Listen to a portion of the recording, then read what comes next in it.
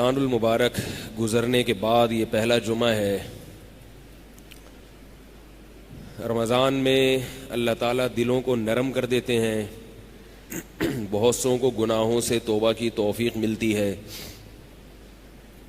لیکن عید کے بعد دوبارہ اسی مقام پہ آ کے کھڑے ہو جاتے ہیں جہاں پہلے تھے، بلکہ اس سے بھی 2 ہاتھ آگے نکل جاتے ہیں،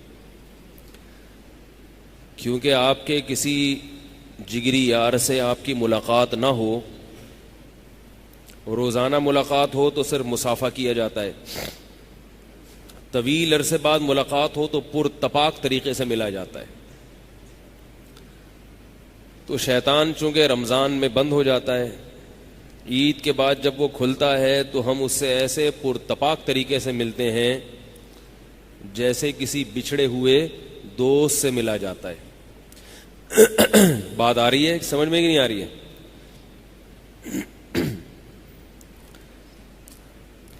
نہیں آ رہی میرا خیال ہے۔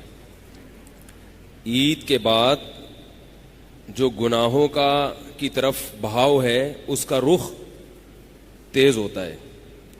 رمضان سے پہلے جو اسپیڈ تھی گناہوں کی طرف جانے کی، اس اسپیڈ میں رمضان کے بعد کمی آنے کے بجائے اضافہ ہوتا ہے، اور اضافے کی وجہ میں نے بتا دی کہ بچھڑے یار سے ملاقات بہت دنوں کے بعد جب ہوگی تو بہت ہی پرتپاک طریقے سے ہوگی۔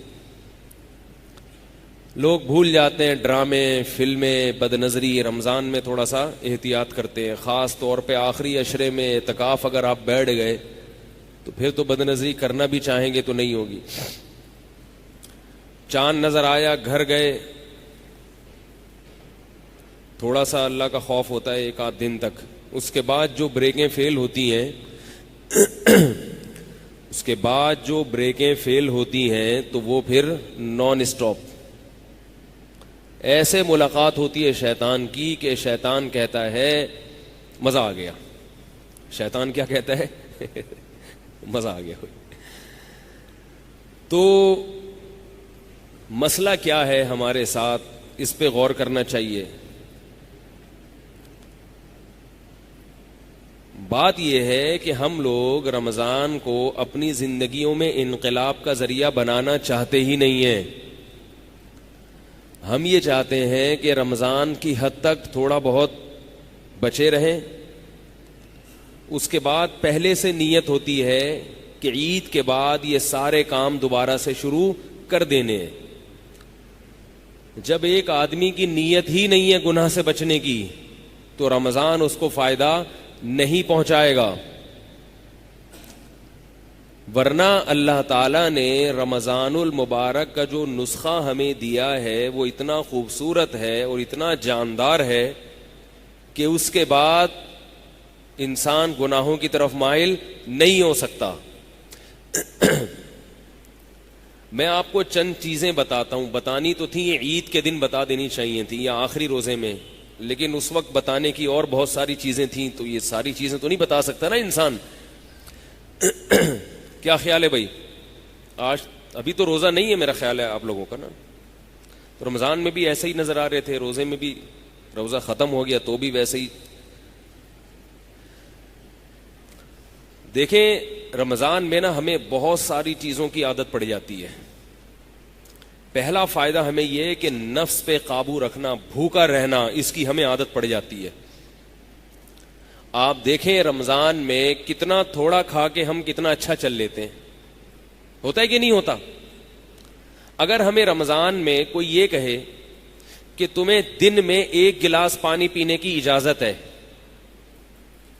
یا دن میں تمہیں تھوڑا سا کھانا کھانے کی، آدھی چپاتی کھانے کی اجازت ہے، تو رمضان رمضان رہے گا۔ بات سمجھنا میں کیا کہنا چاہ رہا ہوں۔ تو رمضان رمضان رہے گا، بالکل روزے کا مجاہدہ 100% ختم، بہت اچھے طریقے سے روزہ ہمارا گزر جائے گا۔ اگر ہمیں 12 بجے آدھی روٹی کی اجازت دے دی جائے اور 2 بجے 1 گلاس پانی کی، مشکل ہے بھائی، نہیں، یہ تقریر سننے آئے ہیں، خطابت سننے آتے ہیں آپ لوگ، تو خطابت ملتی نہیں ہے آپ لوگوں کو تو پھر آپ پریشان ہوتے ہیں. میں بیان نہیں کرتا, میں آپ سے بات چیت کرتا ہوں, اور میں یہ چاہتا ہوں کہ جو میں بات چیت کر رہا ہوں آپ کی سمجھ میں آئے تو ہاں ہوں کریں, نہیں آئے تو آپ کہیں مولوی صاحب کچھ سمجھ میں نہیں آ رہا, چینل تبدیل کر دیں. ٹھیک ہے نا. دیکھو رمضان میں ہمیں اگر دوپہر 12 بجے آدھی روٹی کی اجازت مل جائے اور 1 یا 2 بجے ہمیں 1 گلاس پانی کی اجازت مل جائے تو مزے ہوں گے کہ نہیں ہوں گے؟ پھر کوئی روزہ لگے گا؟ کوئی پرابلم ہوگی؟ یہ جو ہمیں 4-5 بجے تک ایک دم طبیعت نڈھال ہونا شروع ہوتی ہے, روزہ تو لگنا شروع ہوتا ہے 2-3 بجے کے بعد. اس وقت ٹینشن ہوتی ہے. تو میں آپ سے یہ کہہ رہا ہوں کہ اگر آپ کو 1 بجے اجازت مل جائے, 12 بجے اجازت مل جائے آدھی روٹی کی, اور 1 یا 2 بجے اجازت مل جائے 1 گلاس پانی کی, تو موجہ ہی موجہ. کیا خیال ہے؟ کیا خیال ہے بھائی؟ تو عرض یہ ہے آپ سب حضرات کی خدمت میں اور اپنی خدمت میں بھی عرض یہ ہے, کیونکہ یہ جو باتیں کر رہا ہوں میں اپنے آپ کو بھی سمجھانا چاہتا ہوں, مجھے بھی سمجھ میں آ جائے کہ ہم کم از کم کھانے پینے کی روٹین تو کنٹرول کر سکتے ہیں نا رمضان کے بعد. یہ جو ہم صبح و شام پھوڑتے ہیں یہ کوئی ہمارے مذہب نے حکم دیا ہے؟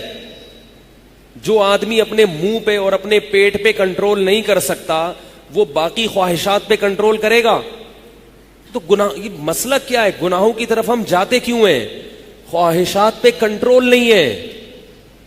ڈاکٹر بھی کہہ رہا ہے کم کھاؤ, حکیم بھی کہہ رہے ہیں کم کھاؤ, اور ہمیں پتا ہے کہ ہسپتال بھرے ہوئے ہیں زیادہ کھانے کی وجہ سے, مر جائیں گے, مگر پھر بھی کم نہیں کھاتے.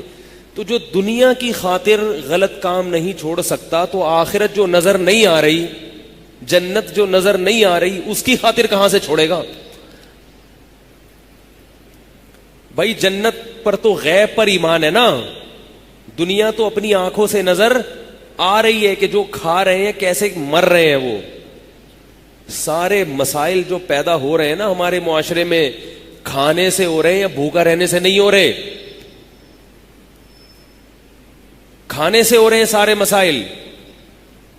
ہمارے نبی صلی اللہ علیہ وسلم نے کم کھانے کی بے پناہ ترغیب دی ہے.